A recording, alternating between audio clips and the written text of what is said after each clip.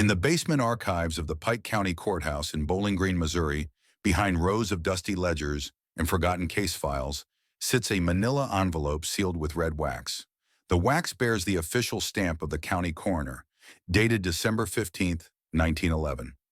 Written across the envelope in faded ink are the words, Case 47 Barber, Main Street, sealed by order of County Commission for the Dignity of the Town. For over a century, this file has remained untouched. Inside lies a coroner's ledger filled with meticulous notes, sworn witness statements written in trembling handwriting, and a collection of daguerreotypes so disturbing that the original investigators reportedly wept while cataloging them.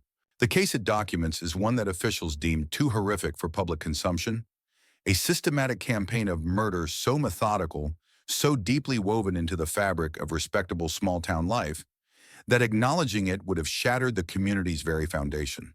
What emerges from these yellowed pages is the story of a man who embodied everything a town could want in a citizen: polite, professional, trusted by all who knew him. A man whose very respectability became the perfect camouflage for acts so monstrous that even today, more than 100 years later, the truth feels almost too terrible to believe.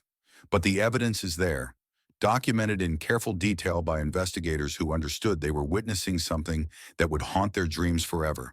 The testimony of survivors who lived to tell their tales, the physical evidence that couldn't be explained away or forgotten, no matter how desperately the town tried.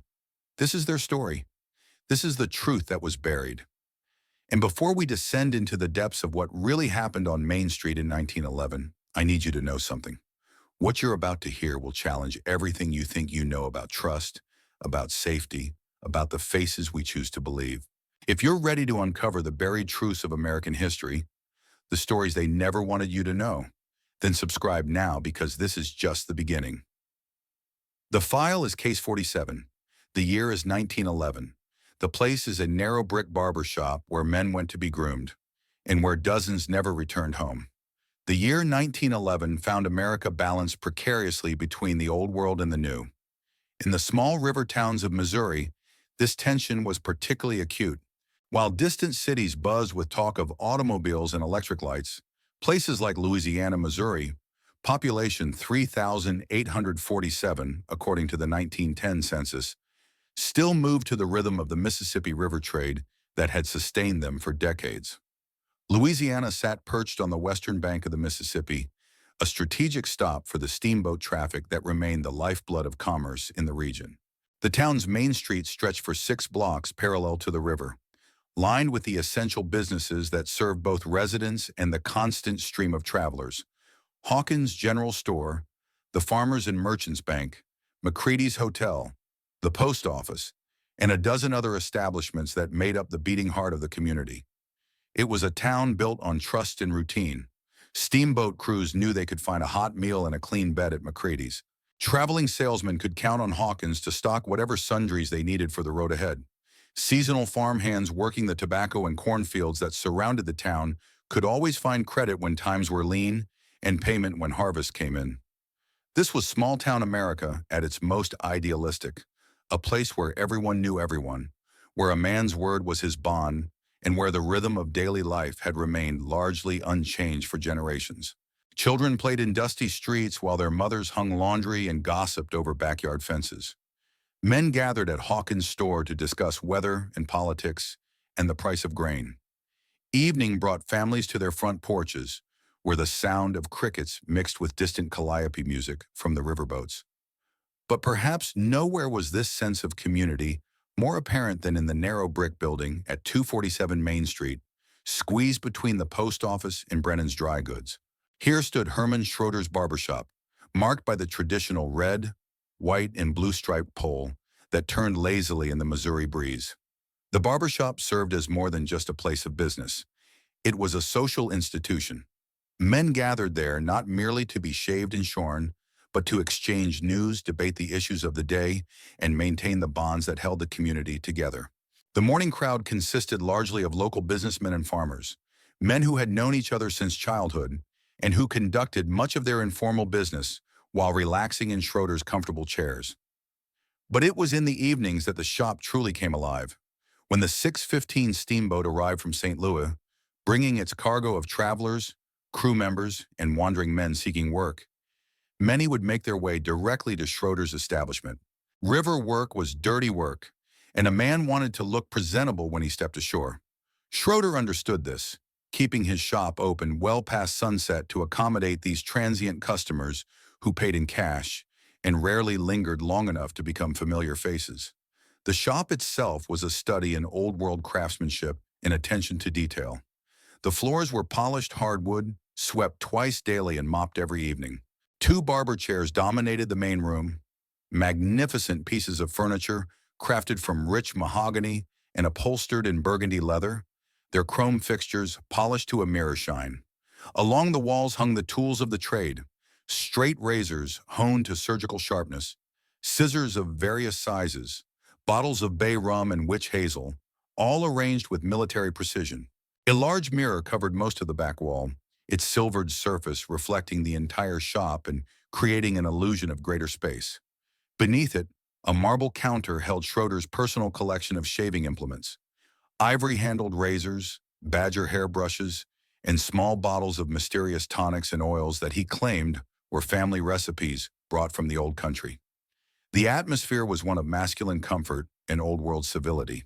Leather-bound volumes of poetry and philosophy sat on a small bookshelf near the window. A chess set occupied a corner table, its pieces worn smooth by countless games. Even the smell of the place spoke of respectability: bay rum and soap, leather and wood polish, the faint aroma of pipe tobacco from the customers who lingered to discuss the day's events. This was the world into which Hermann Schroeder had settled, and by all appearances, it was a world that suited him perfectly. He had arrived in Louisiana in the spring of 1908, carrying letters of introduction from barbers in St. Louis, and wearing the manner of a man who understood both his craft and his place in the community. Within months, he had established himself as not merely competent, but exemplary, the sort of businessman that small towns valued above all others. But as 1911 dawned, bringing with it unseasonably warm weather and record river traffic, the comfortable rhythms of life in Louisiana, Missouri were about to be shattered by a discovery so horrific that it would challenge everything the townspeople thought they knew about the man they had welcomed into their midst. Hermann Wilhelm Schroeder stood exactly 5 feet and 8 inches tall, a man of precise proportions and meticulous habits who seemed to have stepped from the pages of a gentleman's manual. At 43 years old, he possessed the sort of understated presence that commanded respect without demanding attention, the hallmark of a man who understood that true authority whispered rather than shouted. His appearance was invariably immaculate. Each morning at precisely 7 o'clock, he could be seen unlocking the door of his barber shop dressed in a crisp white shirt, black wool trousers pressed to knife-sharp creases, and a starched apron that never bore so much as a single stain by day's end. His shoes, custom-made Oxfords of Spanish leather, gleamed with a polish so perfect they could serve as mirrors. Even his hair, a distinguished silver at the temples that faded to brown at the crown, was arranged with mathematical precision, each strand held in place with a pomade of his own making that carried the subtle scent of bergamot and sandalwood. But it was Schroeder's hands that truly set him apart. Hands that seemed designed by Providence specifically for his chosen profession. Long-fingered and elegant, with skin kept soft through nightly applications of lanolin and glycerin, they possessed a steadiness that bordered on the supernatural. Customers often remarked that they had never felt safer than when those hands guided a straight razor across their throats. Such was the confidence they inspired. The hands of a surgeon, some said. The hands of an artist, said others. His voice matched his appearance, cultured, with the faint trace of an accent that suggested European origins, but was impossible to place with certainty. When he spoke, which he did sparingly and always with careful consideration, his words carried the weight of education and refinement. He could discuss philosophy with the town's minister, agriculture with the farmers, and politics with the businessmen, always managing to find common ground without ever revealing his own deepest convictions. Schroeder's workspace reflected his personality with startling precision. Every tool had its designated place, every bottle its proper position. The barber chairs were positioned exactly 17 inches from the wall and 3 feet apart, measurements he had taken with a carpenter's ruler and marked with small pencil marks on the floor. The temperature in the shop never varied more than 2 degrees from a constant 72 Fahrenheit, maintained through careful attention to the coal stove in winter and strategic window placement in summer. His professional routine was equally methodical. Each customer received exactly the same greeting. "Good morning, sir. How might I be of service?" Each shave followed an identical pattern: hot towel, soap application, 2 passes with the razor, cold towel, bay rum, and a final inspection in the hand mirror. The process took precisely 18 minutes, a timing so consistent that regulars could set their pocket watches by it. Yet for all his precision, Schroeder possessed an uncanny ability to put his customers at ease. He remembered names, inquired about families, and showed genuine interest in the small dramas that constituted life in a river town. When Mrs. Brennan's youngest took ill with pneumonia, Schroeder asked after the boy's progress daily. When the bank president's son graduated from the state university, Schroeder congratulated him as if he were family. These small courtesies, combined with his obvious skill, had earned him a reputation as not merely an excellent barber, but a true gentleman. It was this reputation that allowed him certain liberties that might have seemed suspicious in a lesser man. His habit of working late into the evening, long after other Main Street businesses had closed, was accepted as evidence of his dedication to serving the transient trade that kept the town's economy flowing. The fact that he often locked his front door during appointments was understood as a precaution against interruption, ensuring that each customer received his full attention. His tendency to keep the window shades drawn after dark was seen as a reasonable desire for privacy. Even his living arrangements spoke to his respectability. Rather than taking rooms at McCready's Hotel like many single men, Schroeder had rented the entire second floor above his shop, converting it into comfortable bachelor quarters that reflected his refined tastes. Neighbors occasionally glimpsed him through the upstairs windows in the evening, reading by lamplight or maintaining his tools with characteristic precision. He kept regular hours, was never seen in a state of intoxication, and maintained his property with the same meticulous care he brought to his professional duties. The townspeople knew remarkably little about his past, but this was not unusual in a river town that attracted men seeking fresh starts. He had mentioned studying his trade in St. Louis, spoke occasionally of family in Germany who had died in the old country, and carried himself with the quiet dignity of a man who had overcome hardship through honest work. His letters of introduction from established barbers in the city were impeccable, his references beyond question. What the townspeople didn't know, what they had no reason to suspect, was that Hermann Wilhelm Schroeder had constructed his entire identity with the same methodical precision he brought to everything else. The name was real enough, borrowed from a gravestone in Bellefontaine Cemetery. The references were genuine, obtained through careful cultivation of acquaintances who knew just enough about him to vouch for his professional competence, but not enough to question his personal history. The man who had arrived in Louisiana in 1908 was indeed an accomplished barber, but his true expertise lay in a far more sinister craft, one that required the same steady hands, the same attention to detail, the same ability to inspire complete trust in those who placed themselves at his mercy. By the spring of 1911, after 3 years of building his reputation and perfecting his technique, Hermann Schroeder had established himself as more than just a trusted member of the community. He had become invisible in the way that only the truly dangerous can, hidden in plain sight, camouflaged by respectability, protected by the very trust that would ultimately enable him to pursue his true calling with methodical, terrifying efficiency. The steamboat traffic was particularly heavy that spring, bringing a steady stream of unfamiliar faces to the town's establishments. Men seeking work in the tobacco fields, traveling salesmen expanding their territories, river crew members rotating between boats, all potential customers for a barber who understood that discretion and quality service were the foundations of a thriving business. It would be months before anyone realized that the gentleman barber of Main Street had developed a most unusual specialty, ensuring that certain customers never needed his services again. The first to vanish was Thomas McKinley, boiler tender aboard the steamboat Belle of St. Louis *. On March 15, 1911, McKinley disembarked for the crew's customary 12-hour layover. Unlike his companions who headed to McCready's hotel, McKinley announced his intention to get cleaned up proper before rejoining them. Captain James Whitmore testified that McKinley was reliable, never missing a departure in 3 years. When the Bell was scheduled to leave at 6:30 the following morning and McKinley failed to appear, Whitmore sent crew members searching.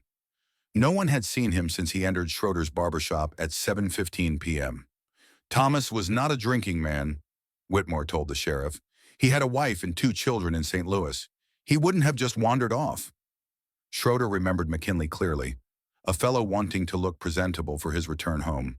According to the barber, McKinley received his service, paid 50 cents, and left around 8:30 p.m. Where he went after remained a mystery. 3 weeks later, Samuel Hutchins vanished. The traveling salesman for Acme Novelty Company had arrived Wednesday morning with sample cases, intending 2 days of business calls. Hotel clerk Martin Yeager recalled their conversation. Mr. Hutchins mentioned looking rough from the journey and thought he'd get a proper shave before calling on merchants Thursday morning. When Hutchins failed to appear for breakfast and missed scheduled appointments, a search revealed his belongings untouched. Sample case, wallet with $40, appointment book showing meetings through the following week. Not the possessions of a man abandoning his livelihood. Again, witnesses placed the missing man at Schroeder's barbershop the evening he disappeared. Again, the barber's account was reasonable. Hutchins had visited for a shave, seemed well-groomed and cheerful when he left, mentioned no specific evening plans. By May, the pattern was undeniable. Jerome Castellanos, a Mexican laborer, disappeared after entering the barbershop Saturday evening. William Torrance, a river pilot between assignments, vanished following a visit. Henry Driscoll, a farmhand who'd been drinking at Murphy's Saloon, was last seen stumbling toward the barbershop's striped pole after sunset. Each disappearance shared common elements: transient men whose absence might not be immediately noticed, evening visits when the street was less crowded, and Schroeder's perfectly plausible accounts that actually aided investigators. Gradually, observant citizens noticed disturbing details. Mrs. Dorothy Brennan, whose dry goods store shared a wall with the barbershop, heard unusual sounds: heavy furniture scraping, running water at odd hours, and once, a man's voice raised in distress before sudden silence. "I told myself it was none of my business," she later testified. "Mr. Schroeder was such a gentleman, but those sounds troubled me." Young Timothy Walsh, delivering newspapers, noted the barbershop's rear alley sometimes reeked of lye soap and something metallic that reminded him of the rendering works. Once he observed Schroeder burning clothing in a metal drum, explaining he was disposing of rags contaminated with hair tonic. Dr. Cornelius Mitchell, returning from a midnight house call in April, noticed light from the barbershop's rear windows and the unmistakable sound of vigorous, methodical scrubbing that continued nearly an hour. By June, whispers had begun. Deputy Sheriff Marcus Tolliver found himself investigating 6 vanished men, all after visiting the same establishment, yet with no evidence of crimes, no witnesses to wrongdoing, no bodies to examine. "What was I supposed to do?" Tolliver later asked. "Arrest a man for cutting hair? Mrs. Brennan hearing furniture and young Walsh complaining about smells wouldn't hold up in court." Still, Tolliver increased patrols past the barbershop, noting which men entered and whether they emerged. His conversations with Schroeder revealed unnervingly detailed memories of each vanished customer. Their conversations, payment methods, stated plans. As if the barber had been cataloging details most professionals would forget within hours. Yet Schroeder's demeanor remained unchanged. The same courteous professionalism, meticulous shop maintenance, quiet dignity that had earned community respect.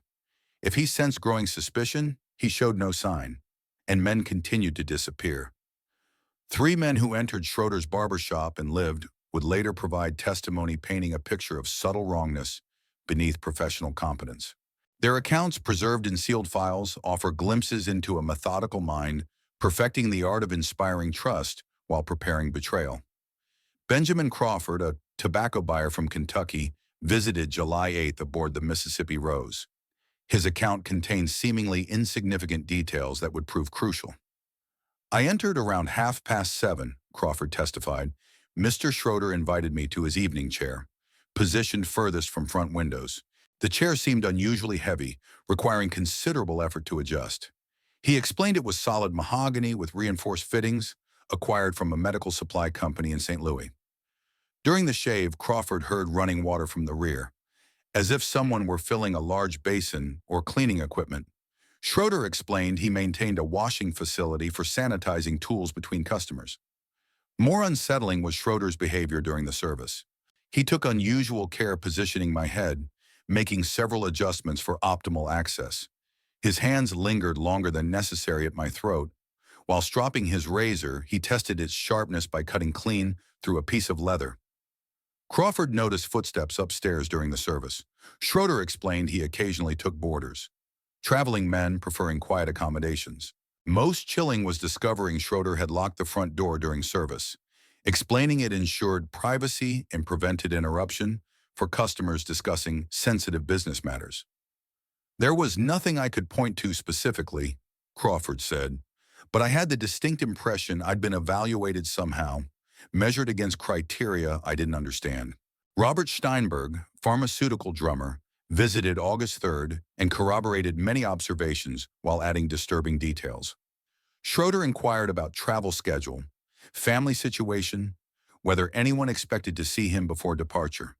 Questions seemingly designed to determine how quickly absence might be noticed. Steinberg noted an unusual smell, metallic and sharp, like fresh blood mixed with strong soap. Schroeder explained he used special disinfectant containing iron salts for proper sanitation. Most disturbing was the razor itself, larger than any I'd seen, with a blade extending well beyond necessary for shaving. Mr. Schroeder called it a specialty tool for comprehensive grooming services. Steinberg heard scraping from the shop's rear, rhythmic as if someone were sharpening a large blade or cleaning a surface. He noted the chair had additional mechanisms beyond normal adjustments. At one point, Mr. Schroeder manipulated something beneath the chair, causing it to tilt backward suddenly. He apologized, saying the mechanism was temperamental, but the movement rendered me completely helpless for several moments.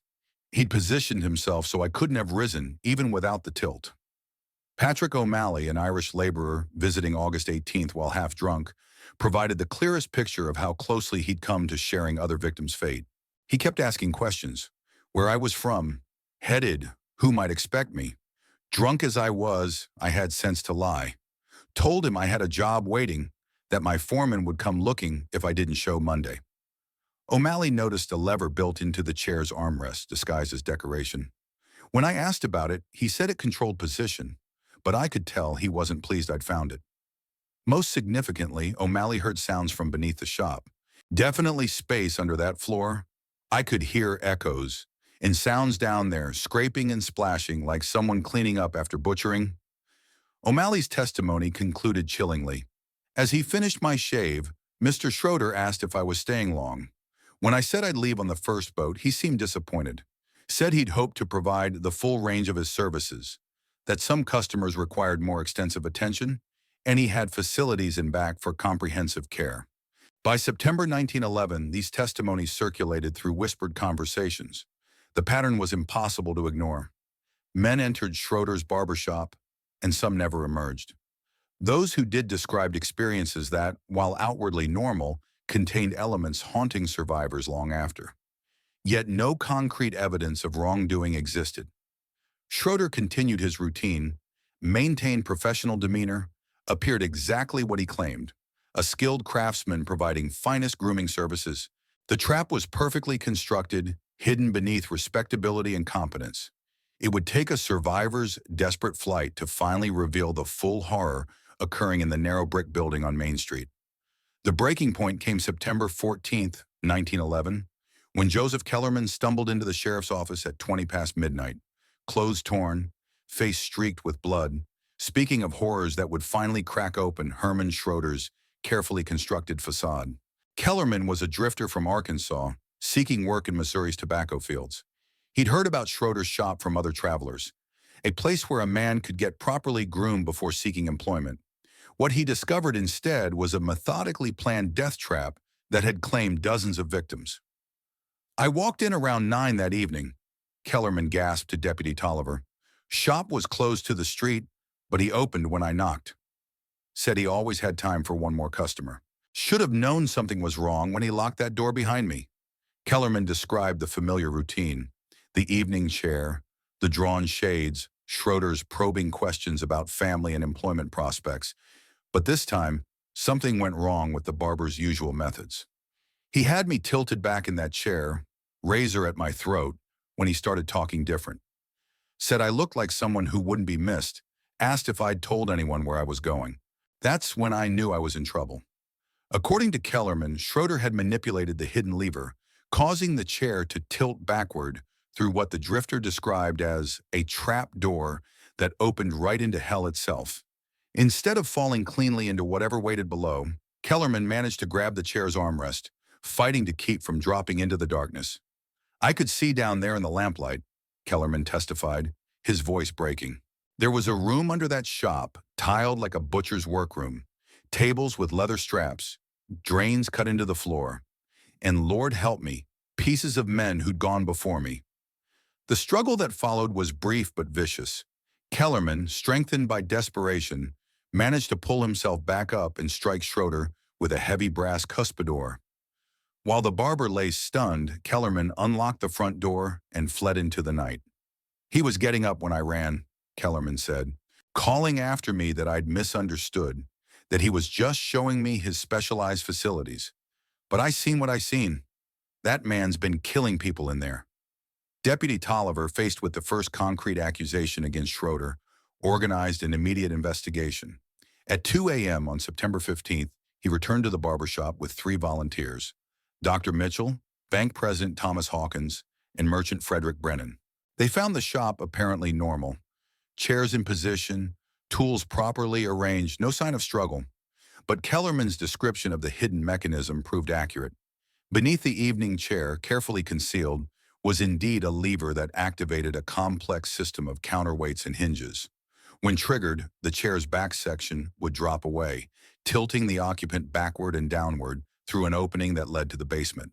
A man relaxed and unsuspecting, head tilted back for shaving, would find himself helpless to resist the sudden movement. It was diabolically clever, Dr. Mitchell later testified. The victim would be completely disoriented, unable to regain footing or defend himself, and Schroeder would have gravitational advantage, standing above while his prey lay helpless below. The basement itself revealed the full scope of Schroeder's crimes. The tiled chamber Kellerman described contained evidence of systematic butchery: multiple work tables equipped with restraining straps, a complex drainage system leading to a cistern beneath the building, and surgical instruments that had clearly been used for purposes far removed from barbering. Most damning were the personal effects: watches, rings, wallets, and clothing from dozens of victims. Methodically cataloged and stored in wooden crates, they represented a grisly trophy collection spanning Schroeder's 3 years in Louisiana. We found items belonging to every man who'd gone missing, Tolliver reported, and personal effects from at least 20 others we'd never known were gone. Traveling men, drifters, fellows whose absence wouldn't be noted for weeks or months. The investigation team worked through the night, documenting evidence while searching for Schroeder himself. The barber had vanished, leaving behind his shop, his reputation, and the horrific machinery of murder he'd constructed beneath Main Street. As dawn broke over Louisiana, Missouri, word spread through the community that the gentleman barber they'd trusted and respected was in fact a methodical killer who had used their trust as a weapon against dozens of innocent men. The manhunt began immediately, but Hermann Schroeder had disappeared as completely as his victims. The only difference was that this time, the disappearance was voluntary, and the evidence of his true nature remained behind to tell the story he'd hidden for so long. By dawn on September 15, 1911, the full scope of Hermann Schroeder's atrocities began to emerge from the darkness beneath 247 Main Street. What investigators discovered in that tiled chamber would haunt them for the remainder of their lives. The basement had been methodically converted into what Dr. Mitchell described as a surgeon's theater designed by a madman. 3 wooden tables, each equipped with leather restraining straps worn smooth by use, occupied the center of the room. The floor sloped gently toward a series of drains that led to a large cistern carved into the foundation itself. Along the walls, Schroeder had arranged his tools with the same meticulous precision he brought to his barbering: bone saws, surgical knives, meat hooks, and implements whose purpose defied identification. Everything was spotlessly clean, maintained with an obsessive attention to hygiene that made the scene even more horrifying. He took pride in his work, Deputy Tolliver observed grimly. Every instrument polished, every surface scrubbed. This wasn't the lair of a madman. It was the workshop of someone who considered himself a craftsman. The personal effects told their own story. In wooden crates labeled by date, investigators found belongings from 43 victims spanning 3 years. Pocket watches still wound and ticking, wedding rings engraved with loving messages, photographs of families who would never know their loved one's fate. Each item carefully cataloged in Schroeder's precise handwriting, as if they were inventory in a legitimate business. Most disturbing were the journals. 5 leather-bound volumes detailing Schroeder's methods, his observations of victim behavior, and his continual refinement of the killing process. Written in a clinical style devoid of emotion, they revealed a mind that viewed murder as a technical challenge to be perfected through practice. Subject exhibited greater resistance than anticipated, read one entry dated March 20th, 5 days after Thomas McKinley's disappearance. Must adjust restraining mechanisms to prevent similar difficulties. Consider modification to chair deployment angle. The manhunt for Schroeder mobilized every law enforcement officer within 50 miles of Louisiana. Telegraph wires carried his description to police departments throughout Missouri and neighboring states. Riverboat captains were warned to watch for passengers matching his appearance. The St. Louis police, learning of the case through newspaper coverage, revealed that 3 similar disappearances had occurred in their city during 1907, the year before Schroeder's arrival in Louisiana. For 2 weeks, the search proved fruitless. Schroeder had vanished as completely as his victims, leaving behind only the evidence of his crimes in a community struggling to understand how they had been so thoroughly deceived. The break came on September 29th, when a farmer near Hannibal reported suspicious activity at an abandoned mill on his property. Sheriff's deputies investigating the scene found signs of recent habitation, sleeping arrangements, cooking implements, and most tellingly, a complete barbering kit arranged with familiar precision. Schroeder was discovered hiding in the mill's grain cellar, weakened by 2 weeks of living rough, but still maintaining the immaculate appearance that had defined his public persona. Even as a fugitive, his clothes were clean, his hair properly arranged, his manner courteous when addressing his captors. "Gentlemen," he said upon surrender, "I trust you have come to discuss terms for my return to civilization." The trial of Hermann Wilhelm Schroeder began on November 3, 1911, drawing national attention to the small Missouri courthouse. Reporters from St. Louis, Chicago, and New York filled the gallery, while crowds gathered outside hoping for glimpses of the man who had shocked the nation. Schroeder's defense, mounted by attorney Marcus Whitfield, attempted to establish an insanity plea based on the systematic nature of the crimes. Whitfield argued that no sane man could have committed such acts with such methodical precision over such an extended period. The prosecution, led by County Attorney James Morrison, countered that the very organization of Schroeder's operation proved his sanity. "This was not the work of a madman," Morrison told the jury. "This was the calculated behavior of a predator who used our trust and our civilization against us." The trial lasted 6 days. Survivors testified to their narrow escapes. Investigators described the underground chamber and its contents. Dr. Mitchell provided expert testimony on the cause of death for the remains that could be identified. Schroeder himself never took the stand, but his journals were read aloud in their entirety, page after page of clinical observations that reduced human beings to experimental subjects. The courtroom fell silent as Morrison read the final entry, dated September 14th. Subject K demonstrated unexpected resistance. Facility security may be compromised. Consider relocation of operations to more isolated venue. The jury deliberated for less than 3 hours. When they returned, Foreman William Hayes delivered the verdict: guilty on all counts of murder in the first degree. Judge Harrison immediately sentenced Schroeder to death by hanging, the execution to be carried out before year's end. Hermann Schroeder was hanged on December 18, 1911, at sunrise in the Pike County jail yard. His final words, delivered with characteristic politeness, were, "Gentlemen, I regret any inconvenience my actions may have caused the community. I trust my departure will restore your peace of mind." Even in death, he maintained the facade of respectability that had enabled his crimes. The barbershop at 247 Main Street stood empty for 18 months after Schroeder's execution. Despite efforts by local officials to attract new tenants, no business owner would occupy the space where so many men had met their deaths. Children dared each other to peek through the boarded windows. Adults crossed to the opposite side of the street rather than walk past the narrow brick building. In the spring of 1913, the Louisiana Town Council voted to demolish the structure entirely. The work proceeded quickly, as if the community hoped that removing the physical reminder would somehow erase the memory of what had transpired within. But memory proved more persistent than brick and mortar. Workers demolishing the building reported that the basement chamber had been filled with lime and sealed, though persistent rumors claimed the smell of decay still emanated from the disturbed earth. When construction began on a new mercantile store, laborers complained of tools that rusted overnight and soil that gave off the faint, sweet smell of bay rum mixed with something metallic and wrong. The new store never prospered. Customers reported feeling uneasy in the space, as if they were being watched and evaluated by unseen eyes. Within 5 years, the building stood empty again, and by 1920, the lot had been converted to a small public park where few people chose to linger. Dr. Cornelius Mitchell, haunted by what he had witnessed in Schroeder's chamber, left Louisiana in 1912 and never practiced medicine again.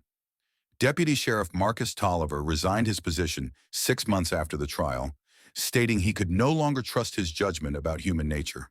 Several of the survivors, including Benjamin Crawford and Robert Steinberg, were reported to have developed a pathological fear of barbers, growing their hair and beards rather than submit to professional grooming. The case files, deemed too disturbing for public consumption, were sealed by court order and locked away in the Pike County archives. Official records acknowledge only that Hermann Schroeder was convicted and executed for multiple murders committed in Louisiana, Missouri between 1908 and 1911. The details, the underground chamber, the trap mechanism, the 43 confirmed victims, were buried along with the man who created them. But perhaps the most lasting impact of Schroeder's crimes was the way they changed the very nature of trust in small-town America. The case became a cautionary tale whispered from one generation to the next, a reminder that evil could hide behind any facade, wear any mask, speak with any voice that inspired confidence. In barbershops across the country, the story of Hermann Schroeder became part of professional folklore, a dark legend that served to remind practitioners of their responsibility to their customers' welfare. Even today, more than a century later, barbers speak of maintaining the trust that Schroeder so thoroughly betrayed. The town of Louisiana recovered, as towns do. New businesses opened, new families arrived, new memories gradually layered over the old. But something fundamental had changed in the way people looked at each other, the way they evaluated the faces they chose to trust. For in every town, in every profession, in every interaction between strangers, there exists the possibility that beneath the surface of respectability lurks something monstrous. Hermann Schroeder understood this truth and used it to perfect his craft. He knew that our civilization depends upon trust, trust in the expertise of professionals, trust in the goodness of neighbors, trust in the fundamental decency of those who serve us. And he knew that this very trust, essential as it is to human society, makes us vulnerable to those who would exploit it. Today, when you settle into a barber's chair and feel the cool touch of steel against your throat, remember the gentleman of Main Street who turned trust into a weapon and respectability into camouflage. Remember that evil rarely announces itself with fanfare and fury. More often, it knocks politely at the door, apologizes for the inconvenience, and assures you that everything will be perfectly fine. Remember that the most dangerous predators are those who have learned to wear our faces, speak our language, and convince us that they are exactly what they appear to be. The archives remain sealed, the truth remains buried, but the lesson endures. In every act of trust, there is both the promise of civilization and the possibility of betrayal. Some men cut hair, others cut lives short, and sometimes the difference is impossible to see until it is far too late.